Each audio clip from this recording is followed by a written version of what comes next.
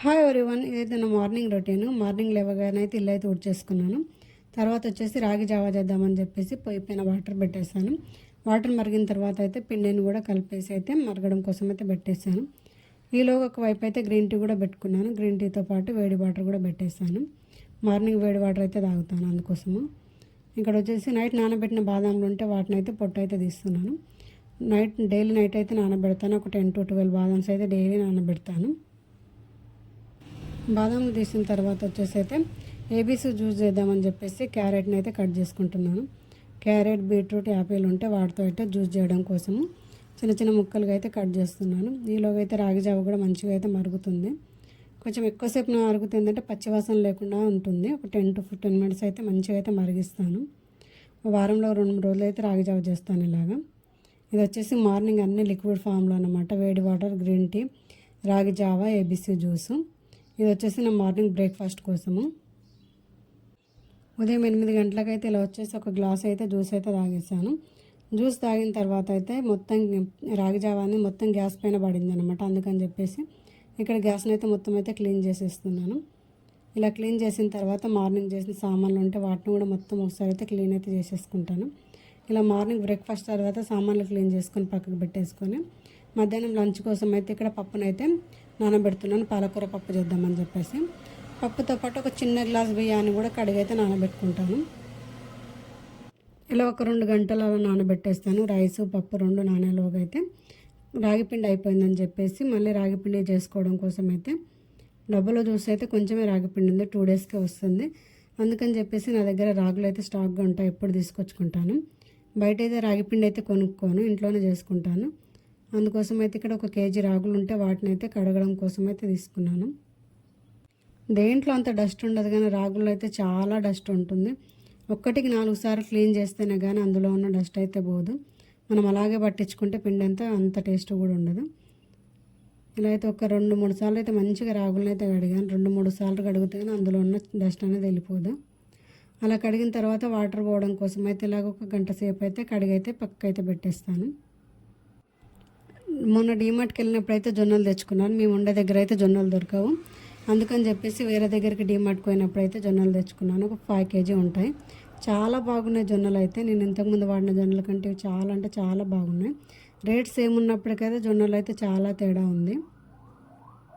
జొన్నలతో పాటు అప్పుడప్పుడు దొరికే ఆకుకూరలు వాటిని కూడా ఒక్కొక్కటిగా అయితే మంచిగా క్లీన్ చేసుకుంటాను. ఎప్పుడో ఒకసారి దొరుకుతాయి.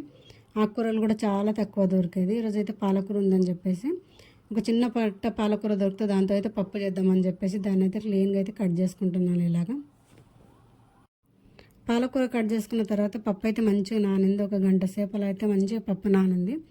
అందులో అయితే కట్ చేసుకున్న పాలకూర వేసాను. ఇక్కడ పచ్చికారం కూడా మిక్సీ బట్టి వేసేసుకున్నాను. తర్వాత వచ్చేసి కొంచెం పసుపు వేసి కొంచెం ఆయిల్ ఎక్కువగా వేసి అయితే ఉడకడం కోసం అయితే పెట్టేసుకున్నాను. మట్టి పాత్రలో ఉడకబెడతాను పప్పు. ఉడకడం కోసం కొంచెం టైం ఎక్కువ పడుతుంది కానీ టేస్ట్ మాత్రం చాలా బాగుంటుంది. కొంచెం ఓపిక జస్ట్ చేసుకుంటే చాలా టేస్టీగా కూడా ఉంటుంది, చాలా హెల్తీ కూడా. పప్పునైతే ఒకసారి అయితే కలిపేసి అయితే మూత పెట్టాను. ఒక 20 minutes వరకు అయితే వదిలేస్తుందని. ఈ మధ్యలో అయితే 10 o'clock అయితే ఒక గ్లాస్ రాగి జావ కూడా తాగేసాం. అలా రాగి జావ తాగేసి ఇంకొంచెం పని చేసుకునేసరికి అయితే పప్పు అయితే ఉడికింది. ఉడకడానికి కొంచెం టైం పట్టుద్ది కానీ మంచిగా ఉడుకుతుంది పప్పు. ఎందుకంటే ఒక 2 గంటలు 1 గంట నానబెడతాం కాబట్టి మంచిగా అయితే ఉడుకుతుంది. అలా పప్పు ఉడికిన తర్వాత అయితే దానికైతే ఇక్కడ తాలింపు అయితే వేస్తున్నాను. ఇలా మట్టి పాత్రలో పప్పు ఎంతమందికి ఇష్టమో కామెంట్ చేయండి. ఇలా అలవాటు అయితే ఇదే టేస్ట్ కనబడుతుంది. కుక్కర్లో ఉడికించుకోవడం కూడా మానేస్తాం. కొంచెం ఇలా అలవాటు పడితే కొంచెం టైం ఎక్కువ తీసుకుంటుంది అంతే తప్ప చాలా టేస్టీగా ఉంటుంది. ఇలా అయితే తాలింపు పెట్టేసి ఒక 10 to 15 minutes మళ్ళీ ఒకసారి అయితే మరిగించుకుంటాను. అలాగే ఇలాగా పప్పు మరిగేలోగా అయితే కొంచెం పచ్చి కొబ్బరి ఉంటే దాంతో చట్నీ కూడా చేద్దామని చెప్పేసి పచ్చి కొబ్బరిని అయితే ఇక్కడ వేయించుకున్నాను. పచ్చి కొబ్బరి, ఎండుమిర్చి, పచ్చిమిర్చి వేసి మంచిగా పచ్చడి అయితే చేసాం. పచ్చడి చేసి దానికి తాలింపు పెట్టేలోగా నాకు కరెంటు కూడా పోయింది. అలాగే పచ్చి కొబ్బరికి తాలింపు అయితే పెట్టేసుకున్నాను. చాలా టేస్టీగా ఉంది పచ్చి కొబ్బరి కూడా. ఇలా పప్పు అయితే మరిగింది. పప్పు తీసి అయితే పక్కకైతే పెట్టేసుకొని మార్నింగ్ కడిగి పెట్టిన రైస్ ఉంటే వాటిని అయితే పెట్టేసుకున్నాను. ఇలా కడిగి పెట్టేస్తే మట్టి పాత్రలో కూడా రైస్ మంచిగా అవుతుంది, కుక్కర్లో అయినట్టే అవుతుంది. నాకైతే చాలా ఇష్టం. అందుకే ఇలా 1 గ్లాస్ రైస్ అయితే మార్నింగ్ కడిగి పెట్టా. దాన్ని అయితే ఇక్కడ వండుదామని చెప్పేసి అయితే పొయ్యి పైన అయితే పెట్టేసుకున్నాను.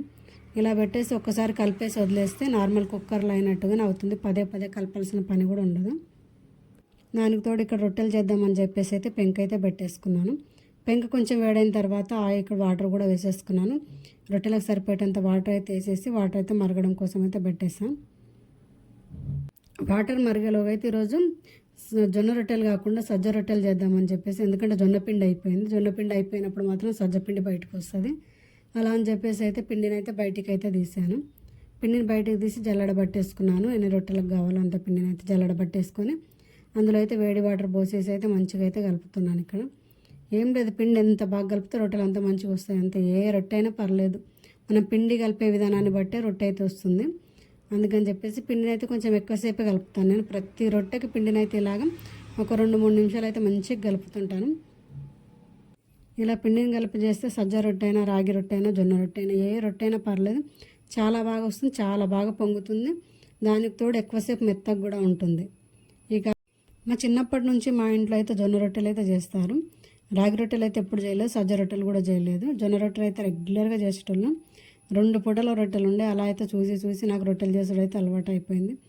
సింపుల్గా రొట్టెలు అయితే చేస్తాను, చాలా బాగుంటాయి.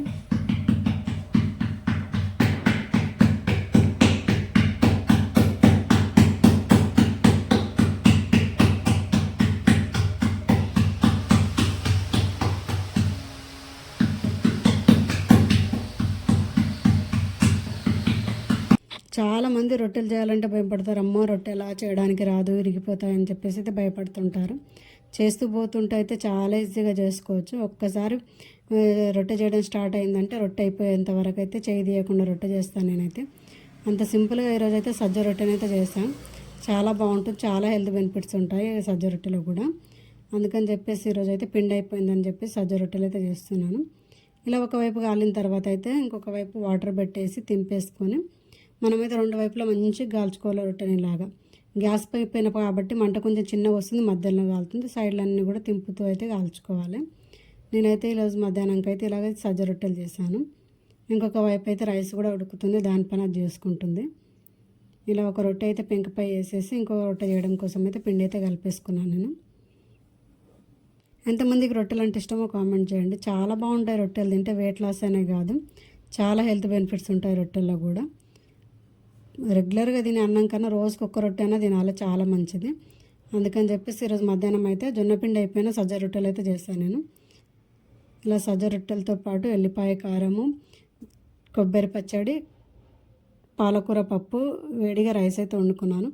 రైస్ క్వాంటిటీ అయితే చాలా తక్కువగా ఉంటుంది మా దగ్గర. ఇలా అయితే ఈరోజు మధ్యాహ్నంకి అయితే లంచ్లోకి అయితే చేశాను. దాంతోపాటు మార్నింగ్ అయితే కడిగి పెట్టాను కదా రాగులను, అయితే వాటిని ఎండకేద్దామని చెప్పేసి అయితే బయటికి తీసుకెళ్ళాం. ఎండ అయితే ఏం పెద్దగా లేదు, వాటిని అయితే మంచిగా గాలికైతే ఆరబెడదామని చెప్పేసి ఆరబెట్టాను. దాంతోపాటు జొన్నలను కూడా కొంచెం ఆరడానికి కోసం అయితే పెట్టేసాం.